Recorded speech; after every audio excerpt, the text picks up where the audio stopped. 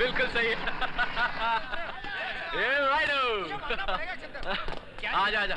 पहली मुलाकात में इतनी डेरिंगबाज लड़के को पटा लिया हैं? अरे लड़की कितनी भी टेढ़ी क्यों ना हो, अपने को उसको पटाने का बाएं हाथ का काम है। अरे आज तो मैंने उसको टाइम भी दे दिया और उसकी तो मैं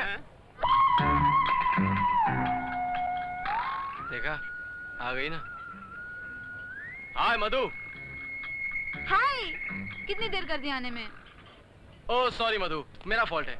वो क्या है, ट्रैफिक जाम हो गया था। अच्छा मेरे दोस्तों से मिलो, ये है विनोद, ये है दत्ती और ये है किशोर। हाय। ओह तुम कब आई? आधे घंटे से मैं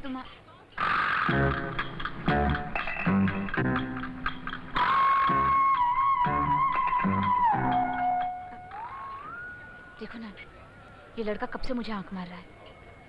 हाँ ये तो मैं भी देख रहा हूँ, लगता है इसकी आंख का इलाज करना ही पड़ेगा। मैं अभी आता हूँ।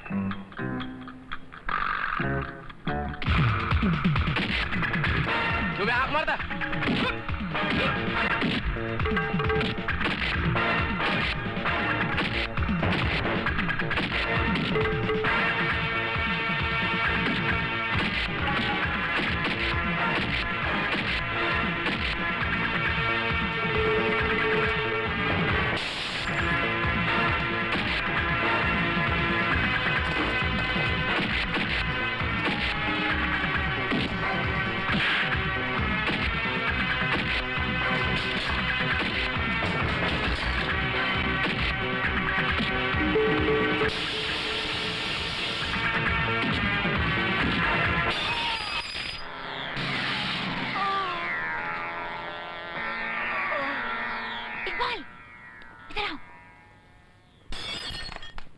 मैंने तुमसे चंदर को सिर्फ बेहोश करने के लिए कहा था, जान से मारने के लिए नहीं। जाओ यहाँ से और हिसाब किताब इसके हिसाब से कर लेना। ठीक है मैडम, चलो सब। छोटी मालकिन, किरण साहब बाहर आइए, देखिए चंदर साहब को क्या हो गया है।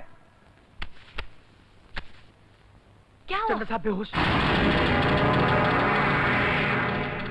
चंदर, क्या हुआ चंदर को? चंदर, क्या हुआ मेरे भाई को? बेचारे को किसी ने मार मार के बेहोश कर दिया। हाँ। किसने मारा चंदर को? कौन थे वो लोग? तो यही है मेरी माँ की बर्बादी करने वाला कमीना। जी चाहता है इसे मार मार के इसकी शक्ल बिगाड़ दूं। क्या बात है किरण?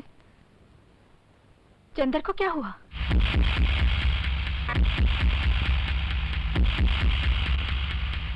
तो यही है वो दुर्गा देवी जिसने मेरी माँ को इस घर से निकालकर दर दर की ठोकरें खाने पर मजबूर कर दिया। जी चाहता है इस चुड़ैल का भी गला घोट दूं। क्या बात है माँ?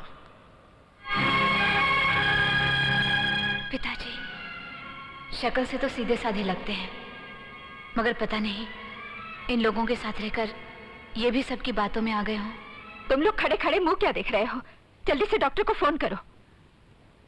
चंदा, इसे ऐसी हालत में यहाँ लाया कौन? ये लड़की। एसके साहब, ये जंग जज्बात की है, जिसमें शरीर से भी ज्यादा चोट मुझे उनके दिलों पर देनी है।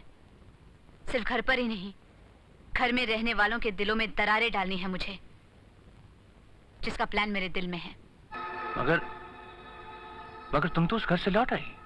साहिल से टकराकर मौज भी लौट आती है, लेकिन जब वही मौज तूफान बनकर साहिल से टकराती है तो सब कुछ उजाड़ कर रख देती है। कल सुबह का सूरज तो निकलने दो एसके साहब, दुर्गा निवास में मेरे ही नाम के चर्चे होंगे। अब समझ में आया कि कल रात को वो गायब क्यों हो गई। वो चंदर को उठाकर क्या लाई कि तुम लोग उसकी तारीफ करते थकते ही नहीं। अब देख लिया ना उसका हमदर्दी से भरा कमीनापन। कितनी कीमती घड़ी मार के ले गई वो। नहीं दुर्गा जी नहीं, वो ऐसी लड़की नहीं है। अगर उसे मेरी घड़ी मारनी होती तो वो मुझे बेहोशी की हालत में यहाँ घर तक क्यों ले आती? चंदर बेटे, ये सतयुग नहीं कलयुग है, कलयुग। और यहाँ इंसान पैसों के लिए अपना ईमान तक बेच देते हैं। पैसों के लिए अपना ईमान बेचे, उनमें से मैं नहीं हूं। माफ कीजिए, इस कलयुग में भी सत्यवादी लोग जीते हैं। ये रही वो घड़ी जो कल के हंगामे में जमीन पर गिर गई थी और जल्दबाजी में मैं लौटाना भूल गई। थैंक्स।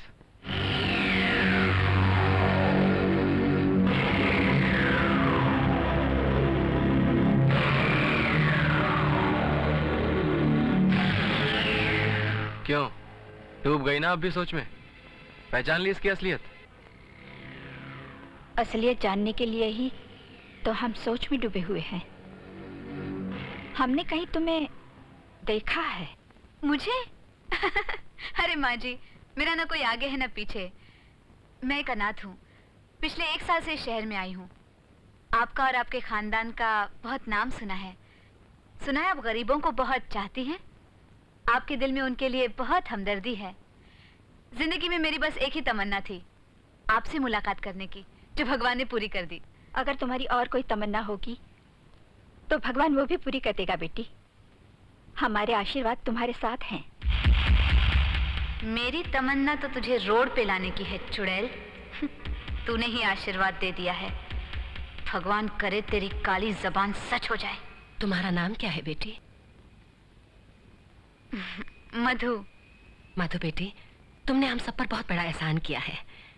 अगर इसके बदले में हम तुम्हारे लिए कुछ कर पाए तो हम अपने आप को खुशकिस्मत समझेंगे। एहसान का बदला तो मांगना नहीं चाहिए, मगर मजबूरी में कभी कभी इंसान लाचार हो जाता है। मजबूरी? ऐसी कौन सी मजबूरी है तुम्हारी? हर गरीब की एक ही मजबूरी होती है, बेकारी। पिछले 7 महीने से मैं नौकरी ढूंढ रही हूँ। नौकरी? नौकरी में क्या परेशानी है? समझो तुम्हें नौकरी मिल गई क्या? Good morning. Good morning. Good morning. Good morning. Good morning sir. Good morning sir. Good morning.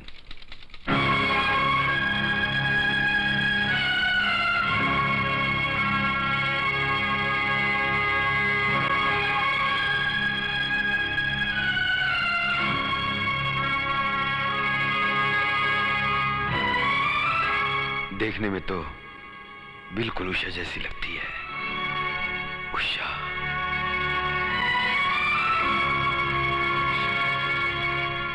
Sir, कुछ नहीं।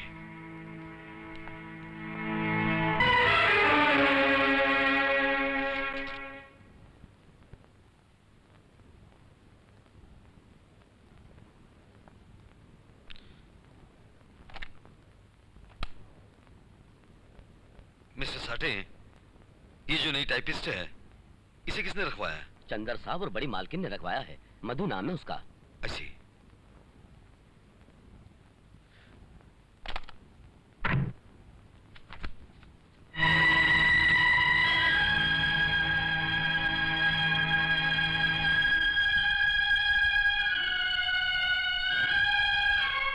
क्या हुआ सर?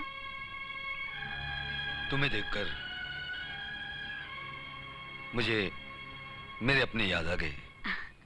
अपनों की याद तो आनी ही चाहिए सर, मगर इस दुनिया में कुछ लोग ऐसे भी होते हैं जो अपनों को यूं भूल जाते हैं जैसे लोग स्लेट पर लिखकर मिटा देते हैं। सुनो, तुम्हारे माता पिता क्या करते हैं? मेरे पिताजी तो बचपन में ही, माँ ने मुझे पाल पोस कर बड़ा किया है। क्या नाम है तुम्हारी माँ का?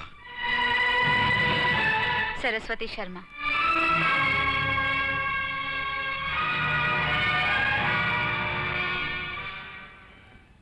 बधाई हो। Thank you. बैठिए। हमें तो यकीन ही नहीं था कि हमें फिर से टिकट मिलेगी। इसके सिवा और कोई चारा भी नहीं था पार्टी के पास, इसलिए बरसों के बाद दोबारा आपको इलेक्शन लड़ने के लिए टिकट दिया गया। मैडम, आपके सिवा किसी और उम्मीदवार में वो दम नहीं कि अपोजिशन पार्टी के मिस्टर नागवानी को हरा सके। बस अब तो ये इलेक्शन जीतकर आपको फिर से चीफ मिनिस्टर की कुर्सी हासिल करनी है। इसमें हमारी और पार्टी की भलाई है। ये सब आप लोगों की मेहनत और कोशिशों का नतीजा है मिस्टर शिंदे। अच्छा मैडम, अब हम चलते हैं, बाकी की तैयारियां भी करनी है। नमस्ते। नमस्ते। नमस्ते। Congratulation Durga ji. Thank you Madhu. लगता है तुम हमारे लिए बहुत लकी हो। देखो ना, तुम्हारे कदम पड़ते ही आज हमें शुभ समाचार सुनने को मिले हैं। क्या हुआ? कुछ नहीं, जरा कांटा चुभ गया। फूलों में कांटे तो होते ही है ना दुर्गा जी। तुम सच कहती हो मधु, सपनों को साकार करने के लिए कांटों पर चलना ही पड़ता है। तेरे सपने तो मैं पूरे करूंगी दुर्गा बाई। सुनो मधु, हमारी पहली चाल तो कामयाब हो गई, अब दूसरी चाल को भी अच्छी तरह से समझ लो। मैंने बैंक मैनेजर नायक को सब कुछ समझा दिया है। तुम्हारा काम है उसे सिर्फ रवि से मिलाना। ओके? ओके। क्या फिर से टिकट मिला है? मेरी बात मानो माँ, तो इस बार इलेक्शन लड़ने से इनकार कर दो, क्योंकि तुम अच्छी तरह जानती हो कि हमारी फाइनेंशियल पोजीशन ठीक नहीं है। बेटे, हमारी फाइनेंशियल पोजीशन सुधारने के लिए ही तो ये इलेक्शन जीतना बहुत जरूरी है। तुम ब्याज से पैसे उठाओ या बैंक से लोन ले लो, कुछ भी करो, वरना ऐसा मौका दोबारा अब हाथ नहीं लगेगा। हमें लगता है वो लड़की मधु है ना, हमारे लिए बहुत लकी है। कम इन। सर, अपने बैंक के मैनेजर आए हैं, आपसे कुछ कहना चाहते हैं। आइए मिस्टर नाइक, बैठिए। Thank you. कहिए, आप क्या कहना चाहते हैं? रवि साहब, आपने वो जो हमारे बैंक से 50 लाख रुपए का लोन मांगा था ना, वो हमारे हेड ऑफिस ने सैंक्शन कर दिया है। ये रहे उसके पेपर्स। Very good. रवि बेटे, हमने कहा था ना कि मधु हमारे लिए बहुत लकी है। थैंक यू मिस्टर नायक, आपने तो हमारी परेशानियों का बोझ उतार दिया। My pleasure. बोझ तो अभी उतरा है दुर्गा बाई, बाद में देखना ऐसी वाट लगा दूंगी कि तू सीधे अस्पताल की खाट पकड़ लेगी। और उस अस्पताल में गरीबों के लिए मुफ्त इलाज होगा। हम वहां एक ऐसा वार्ड बनाएंगे जिसमें कम से कम 100 खाटें होंगी।